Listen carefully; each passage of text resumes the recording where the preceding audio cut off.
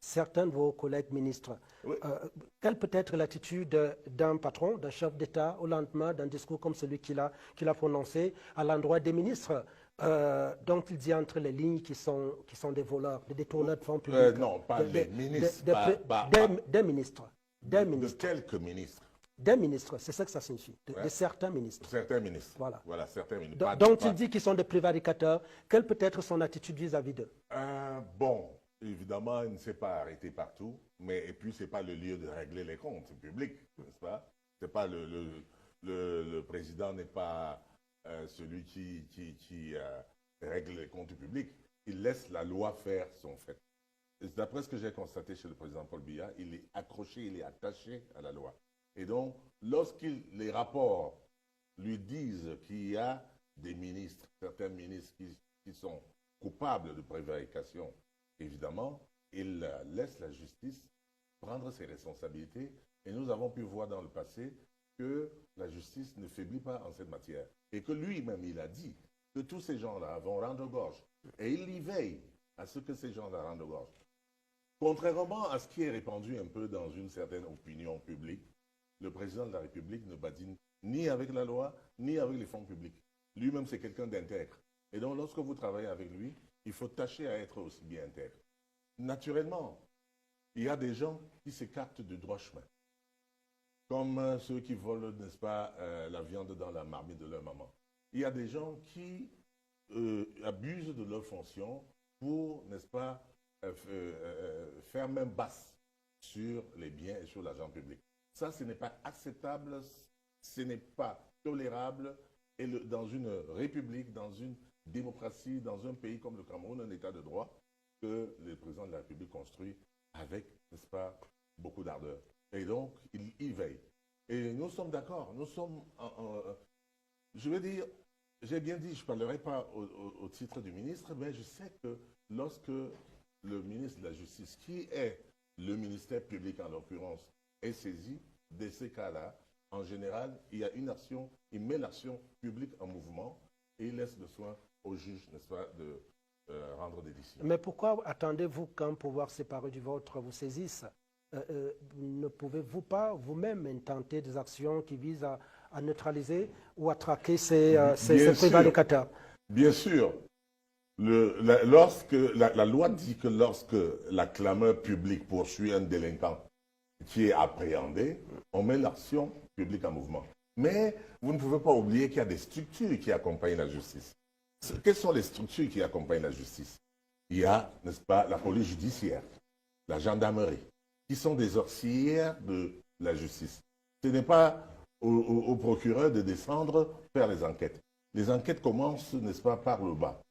C'est-à-dire au niveau de la police judiciaire, au niveau de la gendarmerie, chez le commandant de brigade, et ensuite, seulement on arrive à la justice. Et s'agissant des cas que vous évoquez, c'est-à-dire des cas spécifiques de corruption, de détournement des deniers publics, ça peut aussi provenir des rapports de la CONAC. Et lorsque ces rapports-là arrivent, ou alors de la Chambre des comptes, hein, vous comprenez, il y a même le ministère du contrôle supérieur de l'État peut faire également son rapport. Donc il y a diverses sources qui convergent à ce que l'État protège les deniers publics qui appartiennent à tous les citoyens. Parce que c'est la responsabilité de l'État, c'est la responsabilité du chef de l'État. Il a prêté serment, n'est-ce pas, de les protéger, de servir le peuple camerounais. Et on ne peut pas accepter que des gens qu'il a nommés, des gens qui profitent de leur fonction, fassent main basse sur les biens publics. On ne peut pas accepter. Dans un pays de droit, cela doit être fustigé, su.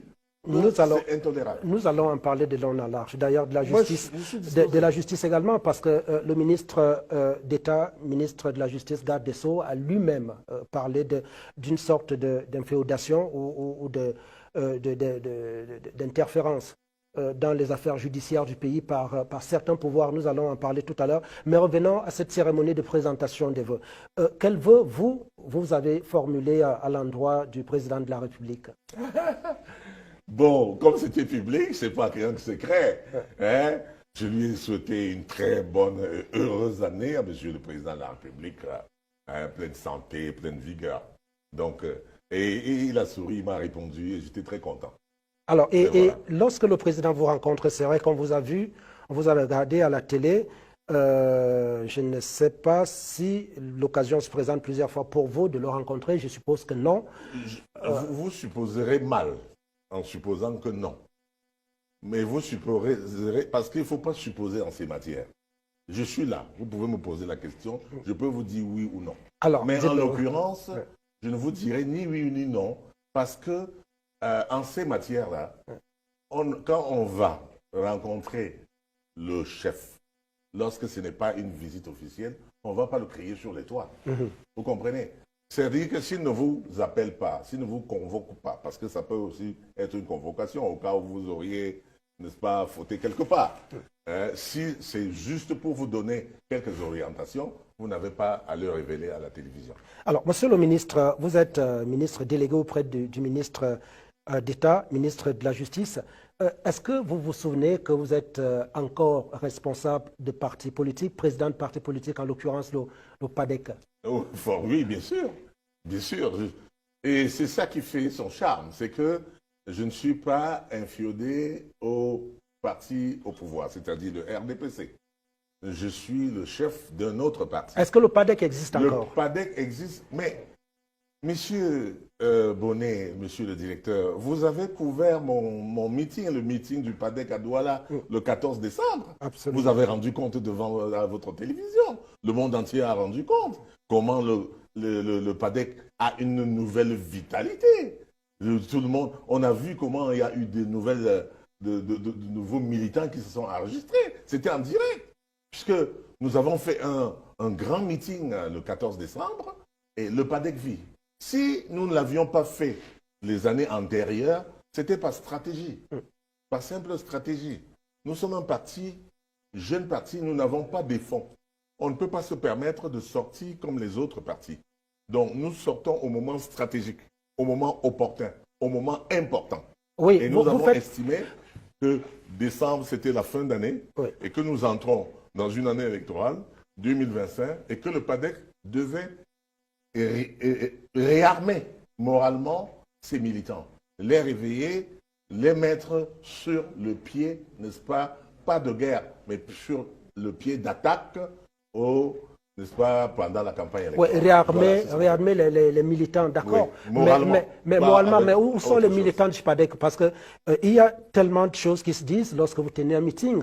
Les correspondants, nos collaborateurs de Douala qui l'ont couvert, nous renvoient des choses qui sont dites derrière, qui seraient choquantes si je vous les révélais. J'aimerais bien, parce ouais, que il ne faut pas que par exemple, de dire, par exemple, de dire que vous êtes un parti satellite et que le PADEC n'existe véritablement plus, que Jean de Dieu Momo ne reconnaîtrait même plus l'importance du PADEC lui-même, parce que ce parti-là se serait fondu dans le RDPC. La politique est très difficile. Hein?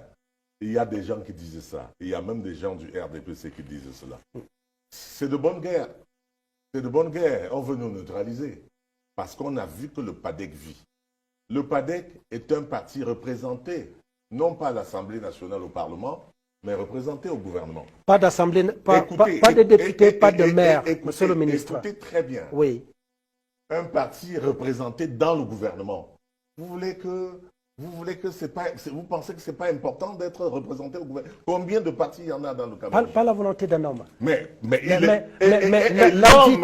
la vitalité d'un parti politique, monsieur le ministre, ce sont ces militants qui l'élisent pour avoir un député à l'Assemblée nationale, pour être à la représentation nationale, pour avoir une mairie. Vous n'en avez aucune. Vous n'avez aucun député. J'aurai la chance de répondre quand vous aurez fini oui, bien sûr. Vous êtes là pour répondre. De commenter vos propres questions. Je vous en prie. Et si vous commentez vos propres questions, laissez-moi le temps de répondre. La première, c'était de savoir que vous avez entendu des on-dit que le parti est un parti satellite. Ouais. Je reviens là-bas. Vos collaborateurs qui ont dit ça, est-ce que c'est véritablement ce qu'ils ont vu sur le terrain? Est-ce que vous savez que j'ai même omis d'inviter un certain nombre de militants, j'allais dire tribaux, c'est-à-dire liés à ma tribu, pour ce meeting congrès. Parce que c'était le congrès. On a fait le congrès. J'ai même omis. Parce que vous savez, je voulais en même temps donner la leçon à des gens qui m'entourent quotidiennement. C'est-à-dire des gens de ma propre réunion. Je n'ai pas invité les gens de mes réunions. Vous savez ce qu'on appelle réunion chez nous? C'est-à-dire, c'est des rencontres, n'est-ce pas, tribales, où nous faisons nos cotisations, où nous discutons, etc.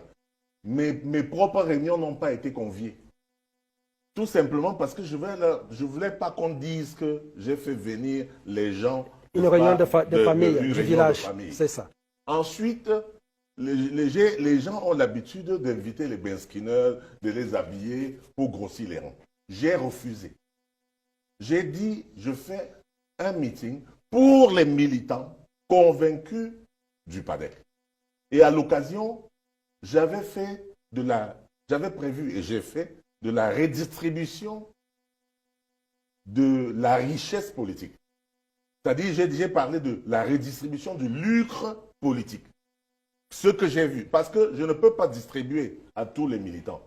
Mais à cette occasion, j'ai mis 2 motos à gagner par tombola à un militant, n'importe quel militant lambda. J'ai mis à peu près une vingtaine d'ordinateurs à être gagnés par une simple tombola par les étudiants. Beaucoup d'étudiants qui ont gagné, c'était des étudiants de l'université de Douala et des autres universités de Douala. Ce n'est pas les gens de l'université de Tchang. Donc je voulais absolument éviter. J'ai mis plusieurs tonnes de sacs de riz pour distribuer aux dames, aux femmes qui étaient venues nous accompagner. Donc, j'ai mis un point d'honneur à ce que mon parti vive de ses propres militants, pas factices, pas les benskinners que les gens payent à 2 000, 3 000 francs, pas la famille. Vous aurez plus de force en ayant un mandat électif. Monsieur, parlez pour vous, vous êtes journaliste. Moi, je suis politicien. D'accord? Si j'avais eu votre raisonnement, le PADEC n'aurait pas un ministre au gouvernement. Donc, un parti cherche le pouvoir, monsieur, et le PADEC a le pouvoir. Et il est au pouvoir, le PADEC. Vous voulez que moi j'aille conquérir les mairies? Je le ferai. On a fauté, Pourquoi on a été sanctionné? Si vous voulez que je revienne là-dessus. L'élection de 2020, nous avons été sanctionnés par un certain nombre de militants qui n'avaient pas compris notre changement, qui n'avaient pas compris pourquoi nous avions choisi de soutenir le chef de l'État. Nous avons eu un vote sanction qui nous a fait rater la mairie de Douala 5e à moins de 3 voix. Et je les connais. Je connais même la personne qui m'a fait perdre les voix. C'est un de mes camarades d'enfance qui m'a dit, je ne pars pas et personne de chez moi ne va. Je dis, je mets sur sa tête parce que s'il était parti, Jean-Marie était parti, j'aurais gagné. J'avais besoin de 3 voix. Ah, c'est un Jean-Marie. Oui, c'est mon camarade d'enfance. On a fait l'école primaire ensemble. Bon, mais je sais pourquoi il n'est pas allé pour des histoires vraiment... Parce que quand vous parlez à quelqu'un et qu'il ne comprend pas, laissez-le. Moi, j'ai essayé. Donc, bref, je ne rentre pas dans ce détail. Le parti politique cherche à accéder au pouvoir. On peut accéder au pouvoir en ayant une mairie ou en ayant des conseillers municipaux ou en ayant les législatives. Monsieur Bonnet, vous devrez féliciter le PADEC. On a sauté les étapes. On est allé directement au pouvoir. On est allé directement au gouvernement. On n'est pas passé par la mairie. Même si vous dépendez d'un décret. Mais monsieur, vous dépendez d'un décret qui peut... Mais on est oui ou non au pouvoir. Et vous pensez que ceux qui vont négocier les postes au gouvernement avec le nombre de parlementaires et ne dépendent pas de celui qui décide? Combien de ministres SDF sont au pouvoir? Ils ne sont pas au Parlement? Parce qu'ils ne négocient Combien pas. de ministres PCRN sont au pouvoir? Parce qu'ils ne négocient pas. Parce qu'ils Bon, négocient pas. ça, c'est leur problème. Jamais rien. On n'est pas un parti unifié. On n'est pas un parti unique de l'opposition. Le PADEC a ses orientations. Et l'orientation du PADEC, c'est d'accéder au pouvoir. Et nous sommes au pouvoir. Et nous exerçons le pouvoir alors que les autres ne l'exercent pas. Et nos militants sont contents. Et le 14 décembre, plusieurs militants, beaucoup de militants sont venus. Ça bousculait, monsieur, aux portes. On bouscule pour rentrer chez nous. Parce qu'on dit, vous avez eu raison. Moi, je ne suis pas là pour faire dans la dentelle. Je ne viens pas pour jouer. Je fais de la politique professionnelle. Je fais de la professionnalisation politique. La réelle politique. Voilà. Quand je vous parle... Monsieur le ministre, ouais. monsieur le ministre, on l'a dit, vous avez ni député, ni maire. Mais quelle peut être votre utilité aux yeux d'un président, d'un autre président de parti politique comme Paul Biya, qui a le décret et qui s'est compté sur des bases fortes? Parce qu'il faut que vous serviez à quelque chose. Et qu'à l'approche d'une élection, vous lui serviez à quelque chose. Est-ce que nous avons obtenu ce poste parce que nous avions des députés ou des maires ou des machins? Je vais vous répondre. Parce que vous avez fait le Je vais vous répondre. Ouais. Vous me posez une question. J'aurais pu simplement dire, allez demander ce qu'il gagne dans l'affaire. Vous croyez que le président Paul Biya ne gagne pas dans l'affaire? Vous croyez qu'il ne gagne pas au change? Qu'est-ce qu'il gagne derrière? Combien de... Vous pensez que combien de ces ministres jouent le rôle que le PADOC joue? Combien de ces ministres jouent le rôle effectif sur le terrain? Le rôle que le PADOC joue? Combien? Ah, il ne faut pas... Vous avez une politique, vous avez une politique journalistique là qui est un peu réduite. Et elle est réductrice à des postes. Messieurs, nous jouons un rôle important auprès du chef de l'État. Et ça fait 6 ans que nous sommes là. Peut-être concret. Et je dis qu'en 6 ans, on ne nous a pas encore frappé sur les doigts.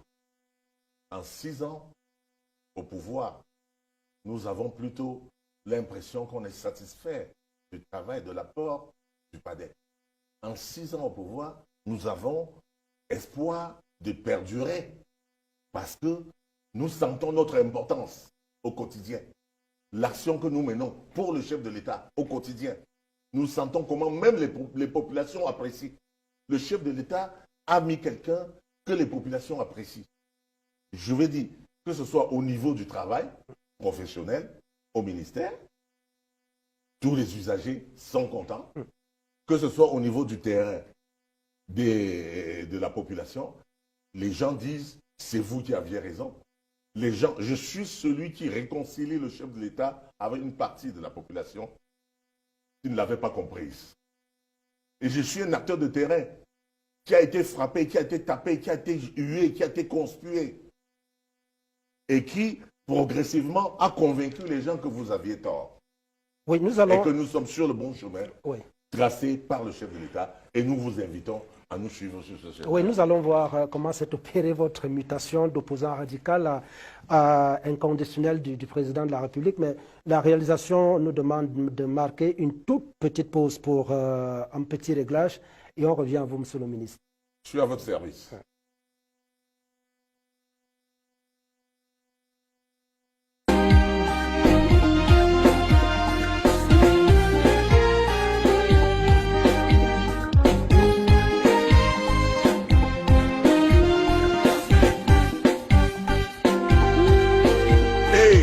Il avait dit rigueur et moralisation.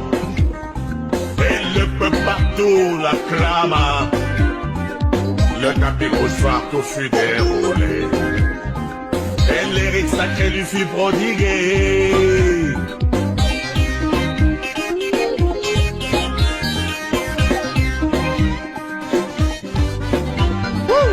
Mais à peine ce matin populaire reçu, il s'envola pour Baden-Baden, la cité manière allemande. Il n'est jamais revenu. Oh, il n'est jamais revenu.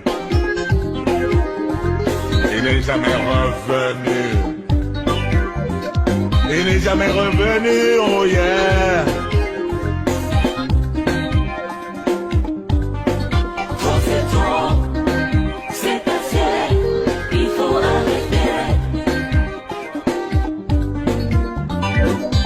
Rigueur et moralisation. Et l'écho des acclamations retentissait encore lorsque Messi apporta la caisse de la SCD. Oh oh, partout on chichota qu'il en était le commanditaire. Hey, yeah. C'est ainsi que la banque du pauvre fit faillite. Oh yo. Oh yeah,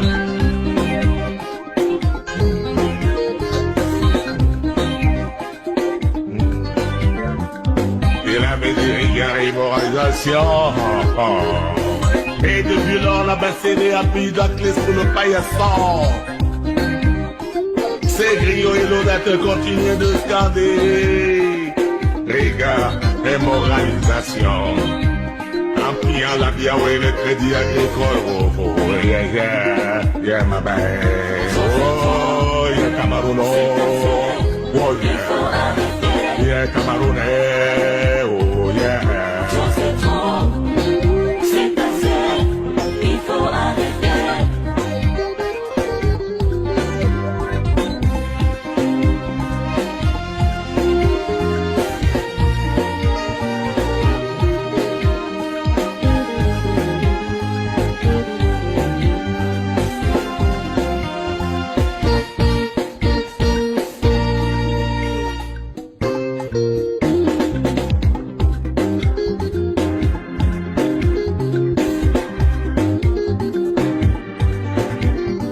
L'OSCPB tomba par terre,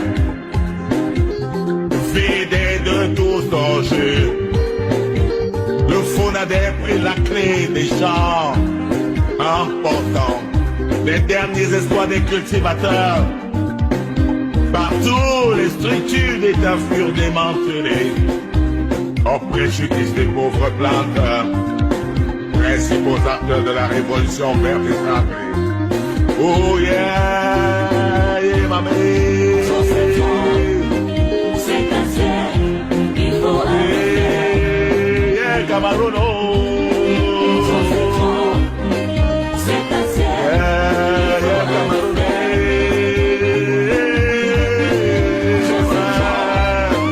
c'est passé, il faut arrêter.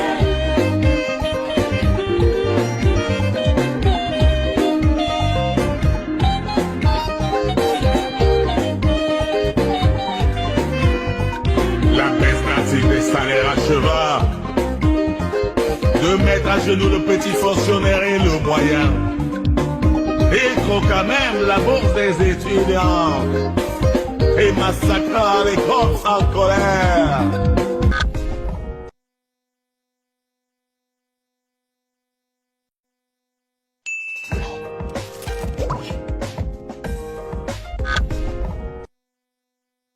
Elle était en direct, Excellence. Alors, oui, elle était en direct. Puisque nous sommes en direct, Monsieur le ministre, je voudrais bien vous demander ce que vous pensez de cette chanson. Voici.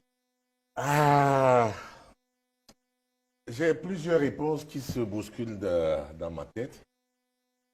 Entre un coup bas en dessous de la ceinture De qui? de Vision 4 qui me ferait un traquenard pour Non. me mettre en face de mes contradictions passées.